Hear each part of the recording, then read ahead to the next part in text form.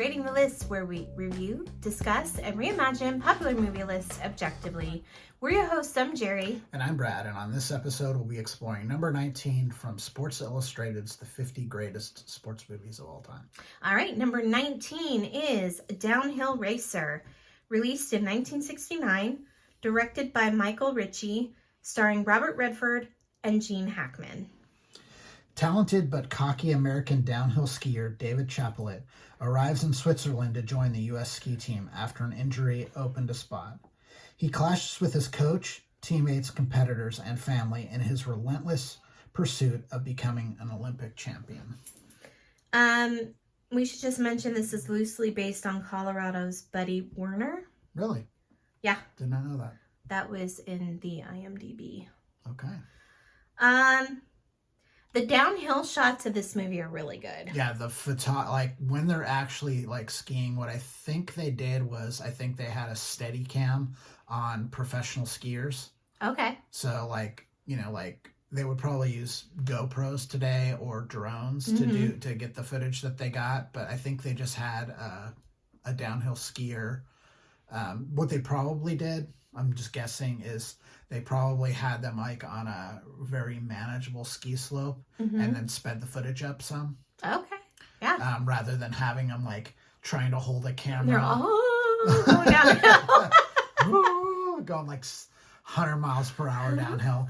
But I mean, you feel like, much like the footage in Grand Prix, you get the same kind of feel of like you're there. Yes. You get the visceral feel of that you're going downhill with these downhill skiers. So yes, that stuff is really cool. Gene Hackman is great. Yeah. He always is good. There was a lot of things I didn't really like about this movie. The music was really off-putting. Yeah. Like it sounded like a thriller almost. Yeah, like they would use the music to like ratchet like your emotions in these really strange spots. Yeah. You're like, why are you getting me all worked up like with the music in this really kind of almost innocuous sequence? It's like it's not happening. Like this is the kind of music I would expect like if something was about to happen in the race. Like, is he gonna die? Like, is he gonna crash on the ski slope? But like he's like, there's like this one spot where it's like him and the woman are like talking, or they're like in a car or something. Yes. And like it gets all You're like, why? And I could see maybe like when they're downhill skiing, they're playing that music, like maybe to make you feel like, oh, it's super dangerous. Yeah. But it's like it's just weird. And that leads me to it felt very low budget for me. It felt like a TV movie. Okay. Yeah, I didn't like when they're not on the ski slope. It felt very like single location almost, like they were in like all these different, like they're going around to like various spots in Europe for the ski shots, and outside of the part where he goes back to America and he's like having that like whole thing with his dad and the thing with the ex-girlfriend and all that stuff. Yeah, it all kinds of feels samey, and I think maybe that's the point. Like almost like like rock people, or like a rock band that's like on tour. Like they go through all these cities, but all they see is like the inside of a stadium and an inside of a hotel and the inside of their bus, and so everything is the same night after night, even though they're in a different place. Right, kind of like if they're a cowboy on a steel horse they ride.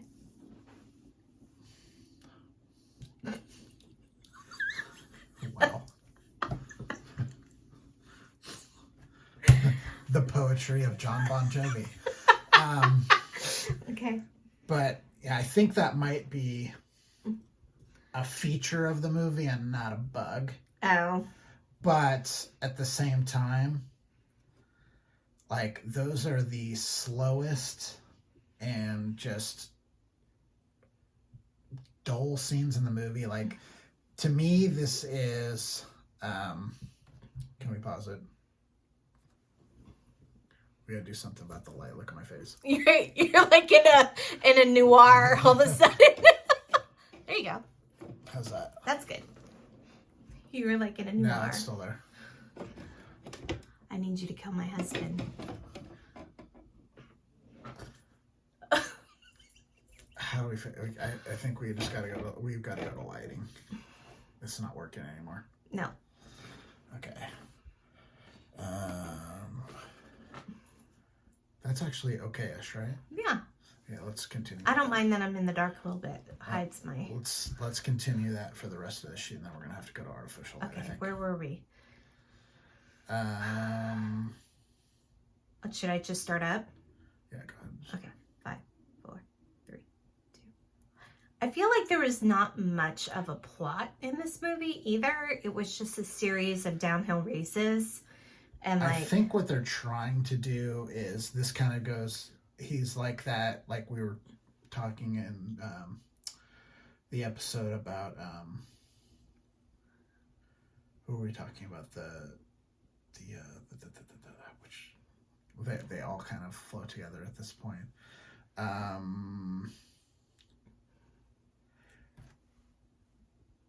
Sounds like we anyway, it's like the single athlete thing again, where he's like completely self-absorbed and focused. Hustler.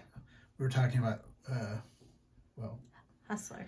Well, we don't want to say that because we haven't recorded that one yet. Just kidding. So this goes into the whole trope about the single athlete, there's a difference between being in a team sport versus being in a single athletic pursuit. And he kind of personifies that selfishness, that self-absorption. Like, he goes back home and he just completely takes advantage of this like ex-girlfriend for sex. Yeah. And like doesn't even like he wasn't like in contact with her the entire time that he's gone. He's seeing this woman. Mm-hmm. Now that he's in Europe, he comes back home and like basically he doesn't take any time to like reconnect with this, I guess maybe girlfriend, maybe ex-girlfriend, hard to kind of say. Yeah. But just basically like, it just has like a hookup with her essentially and then leaves again. Yeah, and how old was Robert Redford when he made this movie? 80?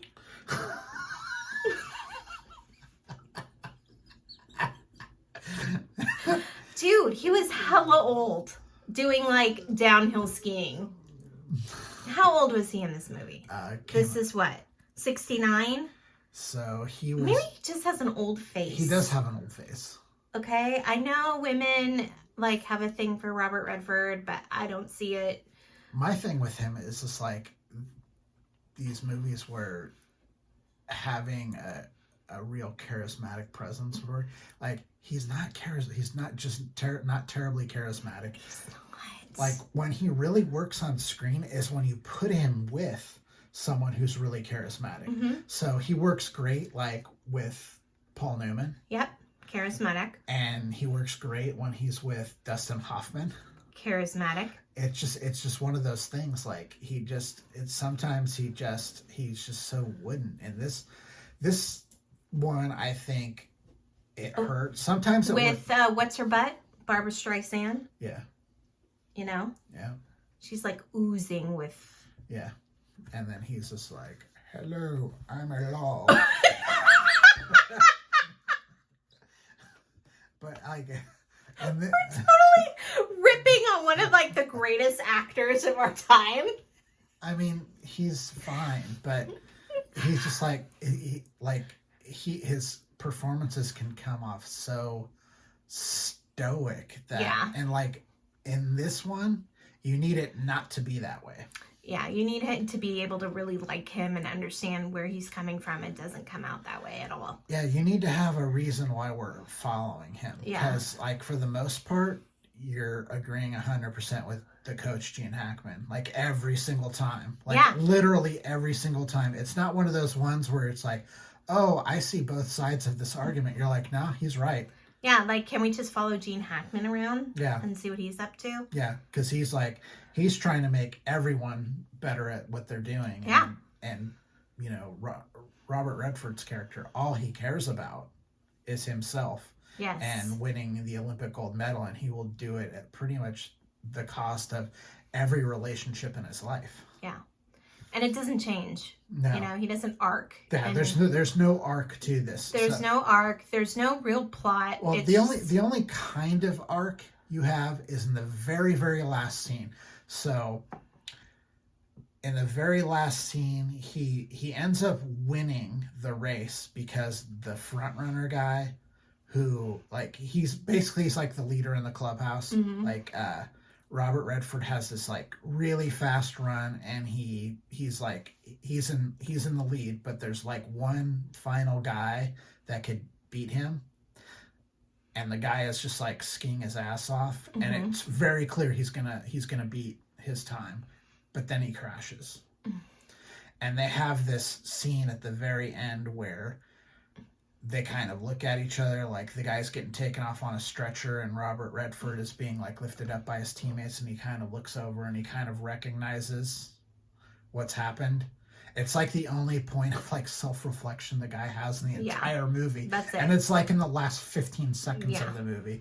So there's really no arc to this. He is going to continue to do this until, you know, like when would the Olympic, though I think they would have been in 1970, right? The Winter Olympics that Probably, year. Yeah. I can't remember what year they would have been, but I don't have the Olympic schedule on me. So well, I thought you might know from all the figure skating and whatnot.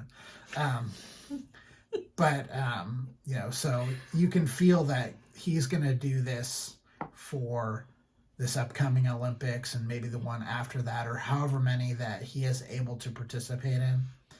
I think what would be a far more interesting story with a character like this is to follow them in their very last chance at the Olympics and what they do after that. Like, what do they do when the thing that has absolutely consumed their life for this entire time, it's about to go away, one way or the other? Like, they might end up, you know, winning the gold and be out and go out on top, or they might have already been on top and they just don't have it anymore and can't quite get to the top. You know, what happens the day after that? What happens the day after their, you know, their competitive life is over? Like, they're no longer going to be this competitive downhill skier. Yeah. They are now going to have to go get some kind of job and have some kind of meaning in their life that has nothing to do with skiing. To me, that would be a far more interesting story to follow than this guy who is just starting out, who is super talented and is looking for that chance at the Olympics and clearly has no growth at this point in his life. So yeah. Agreed. I gave this one a 60. Jerry gave it a 53, so the list score is 56.5. Okay. If you've seen Downhill Racer and would like to make some comments about it, please do so on this episode. If you wouldn't mind subscribing to our channel by hitting the like button and hitting the subscribe button. If you'd like to talk to us directly, please do so at ratinglists@gmail.com. But I think that's it for now. I'm Jerry. I'm Brad. And we're Rating the List. We'll see you next time. Bye. Bye.